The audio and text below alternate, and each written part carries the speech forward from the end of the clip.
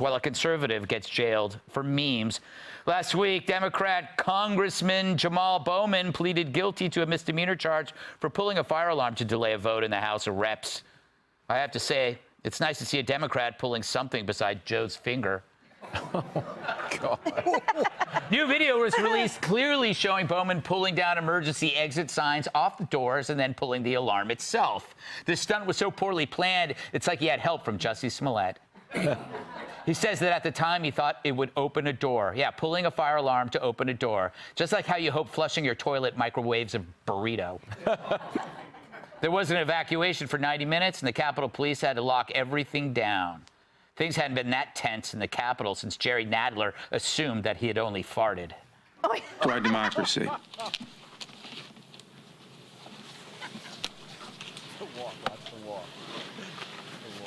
As I bring on Congresswoman Maloney, I want to join package, part of preserving our democracy. With that, I'm pleased to yield to the distinguished chairwoman. Genuinely going to throw. Oh, Jerry. A classic. But as for Bowman, well, you know, what he did was against D.C. law, and he's got to take responsibility for it. Well, you know, what I did was against D.C. law, and so it's against D.C. law, and I got to take responsibility for it, which I'm here to do, and looking forward to just, you know, taking the deal, paying the fine, and in 3 months just being dismissed and continuing my work. How convenient for Bowman. Take a deal, pay a fine, and in 3 months it'll all be dismissed. And now, like everything bad that the Dems do, the media pretends it never happened. Meanwhile, a right-winger named Douglas McKay was just sentenced to 7 months for tweeting out Hillary Clinton memes in 2016 that falsely told people they could vote by text for her, which is clearly a joke. Dead people can't text. Years later, Hillary's still foaming at the mouth. I guess he was one of the main people running memes against me in 2016. But he went from that to running a very deliberate effort to mislead people about where and how to vote. Yeah. So it went from speech to action meant to subvert the election because thousands of people who they targeted through their algorithms, oh, I can text my vote for Hillary Clinton. Yeah. Thousands texted their vote. Oh, yeah, because they're idiots. No offense to Dems and other people with learning disabilities. But if you're dumb enough to fall for that, you shouldn't be allowed to vote anyway. Thank you. So this Mackey dude gets hard time for a meme, what feds call election interference. But when Bowman pulls an alarm and interrupts congressional business, he gets off with a slap on the wrist. But if a guy gets 7 months for a meme, shouldn't Bowman get something worse? You know, I say give him the chair. A nice leather one, so he can sit and think about the bad things he's done. Emily? What just happened? Isn't this crazy? A guy in America goes to jail for a meme 7 months, and this guy gets off. It's different rules for different people. It's unfortunate that I feel no surprise. I only feel the same appreciation of the decay of whatever justice system they're trying to put in front of our face. So he gets off with a $1,000 fine, and he has to write a letter of apology to the Capitol Police, never minding the multiple Capitol Police he walked by after he pulled the fire alarm and exited the building that he could have notified at that moment. Think about all the people that are currently rotting in jail with weirdly no access to any usual, you know, civil rights things and for January 6th. They were prosecuted under what he should be prosecuted for, which is obstruction of or interference with a legislative official proceeding. You brought up Jussie Smollett's case. He was prosecuted for 5 felonies that fell under crimes against the public.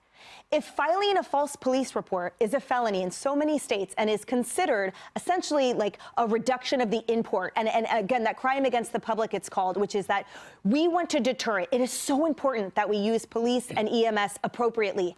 This guy gets a $1,000 fine, so they're outside the building for 90 minutes, then I want my money back. My money paid all of their salaries while they were on the lawn for his stunning act. So have him pay all of that back, because we lost that time as citizens. This whole thing is such a farce. And to your point, the media has been displaying it and portraying it as they called it like an odd event or the like. They don't even say, no, this guy would have gotten ripped apart if it was any one of us. Yeah, Jimmy, he's going to pay a small fine and write a letter. That's still harsher than DC's punishment for carjacking.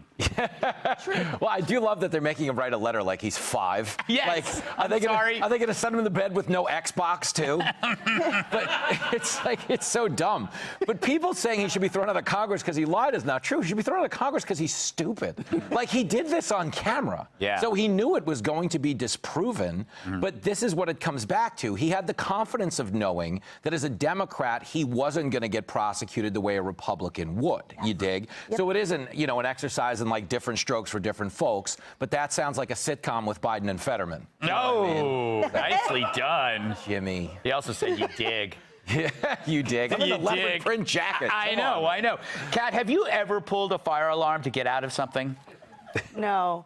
No. You're a lawyer. Say no. I was trying to trick her. Why did he take the signs down? Yeah. Okay, good. You got. I'm not stupid then. Evidence of guilt, yes. I don't know why. Because did he think that like, oh, I don't want people when they see me pull the fire alarm to think that like I knew I was doing something bad. Yeah. They're gonna see you doing that too. Also, they said he was in a rush. He's walking so slowly. Like, he looks more relaxed than I ever have been in my entire life. Yeah, I know. I've never been that chill. And also, he says he doesn't even look at the door. Yeah. He's like, I thought the fire alarm would open the door, but then he pulls it, and he doesn't even look back once. Uh-huh. So basically, I think he's lying. He might be on something.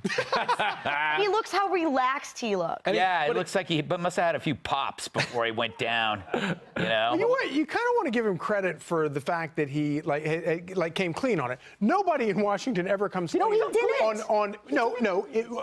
When he was had to go in and plead, he admitted it. That never happens, especially so he's like the biggest chump when it comes to like Democrats in Washington, because he comes. But the more important, the larger, more serious point is that this is sort of the second prong. You have identity politics, you divide everybody by race, and then you apply the law unequally. Mm-hmm. And when you start to apply the law unequally, this is where people get to people's throats. Mm-hmm. And this is where people start hating one another. Mm-hmm. And I think it's all by design. I think that this is what politicians in Washington are looking for. They'd rather have us fight amongst ourselves than turn our ire towards them so they can continue with this wasteful war. Huh? And everything else. Yeah, crazy. Yeah. All right. Before we go, here's a quick reminder.